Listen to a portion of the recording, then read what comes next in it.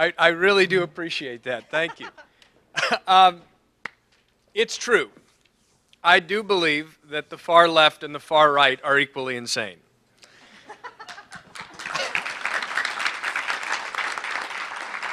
I believe that I am not alone in this, even in this esteemed crowd. And I want to say how much I appreciate being back in Tallahassee and speaking to so many of you beforehand who happened to read my first book, Independent Nation, which was trying to make the case that the center in America is not politically homeless, as it often feels like, but in fact there's a great tradition of centrist leaders, and in fact the polarized era we're in right now is the outlier. Frequently the center gets attacked by, if not open parking lots, a quote I think attributed to Jim Hightower, which says that the only thing in the middle of the road is yellow lines and dead armadillos.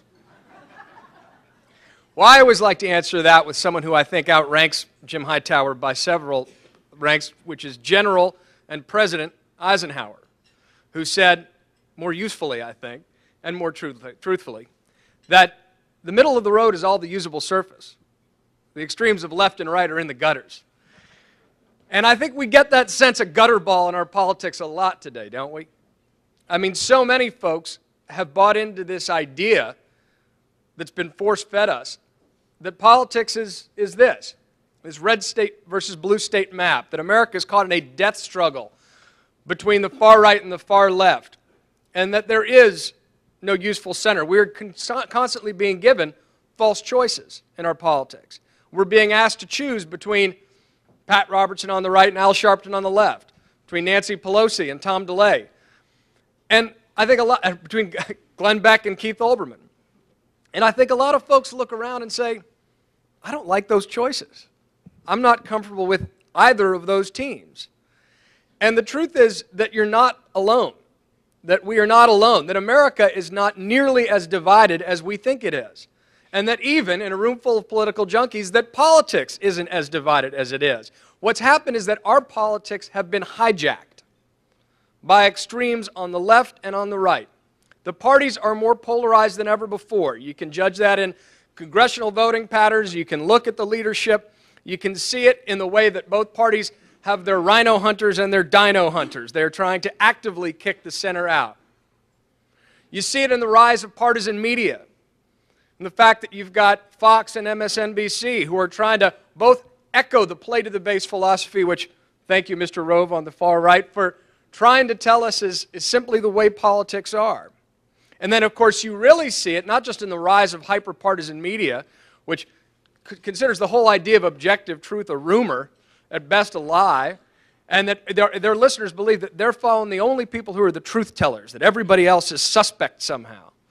But then, of course, you take it from partisan media on television and you add it to the internet, which has become, ironically, not an agent for the free flow of information alone, but a vehicle by which we are self-segregating ourselves into separate political realities. That has become an incubator for extremism, where folks with like minds constantly talk to each other and radicalize each other and try to kick other folks out. It's a dynamic that resembles not a little bit a cult. And if you buy into that worldview of dividing fellow Americans against each other, of right versus left, red state versus blue state, liberal versus conservative, it is a dire worldview, right? It's true believers versus heretics all the time. And of course, maybe like some people in this room, and I'm guilty, that if you really are a political junkie, sometimes it can seem that those are the choices. But take a step back for a second, and you'll see that that's not how most Americans live their life. That's not how most Americans think. And that's not even how most Americans vote. Because while we've been force-fed this red state versus blue state, right versus left vision of America, it's so dumbed down that we ignore one other obvious fact, that it's a lie. This view of American politics, ladies and gentlemen, is a lie. Those states aren't red versus blue. We aren't that divided because that's the reality. That's a real map of how America votes. Yeah, there are areas that are more conservative. There are areas that are more liberal. But the reality is what we all know in our daily lives, that Washington may be deeply divided, and Tallahassee may feel that way sometimes, but Washington really is the only town in the nation where the single most important thing about you is what political party you belong to. It's the only city that determines for almost everybody where they work, who they're friends with, what newspapers they read, what television shows they watch. So it's this self-reinforcing extremism that allows the wingnuts then to hijack our politics. Because Americans are infinitely more complex. Americans understand that what unites us is stronger than what divides us. And they are increasingly rejecting this idea of false choices being imposed upon them by extremists who are trying to push their own agenda. Folks who are trying to polarize for their own personal or political profit. And that's the problem. The extremes are trying to deny this vision of voting because it's in their interest. One of the reasons Scott Brown woke everybody up in January was that old stereotypically liberal Massachusetts, and I'll get to this in a second, is actually 51% independent.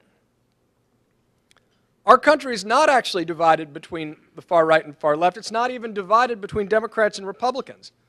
There are more independents in America than Democrats or Republicans.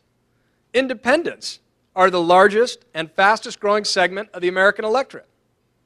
Let me say that one more time because it's hard to believe in a political town. Independent voters are the largest and fastest growing segment of the political electorate. So let's just put this, I'm going to nerd out with you all for a second, right? Because we like this kind of stuff. Now, just briefly, a little too far back to see, but this is basically a graph that shows party registration affiliation for the past 70 years, going back to 1937. Green is the independents. Now, what you see here is that independents have gone from basically being a footnote between 10 and 15% of the electorate and have steadily increased. That Democrats, who really had a nice advantage there in the middle of the century, congratulations guys, sort of started losing a lot of credibility around mid-century. Republicans didn't help themselves with Watergate, yes, right when I was around born. And that independents jump up.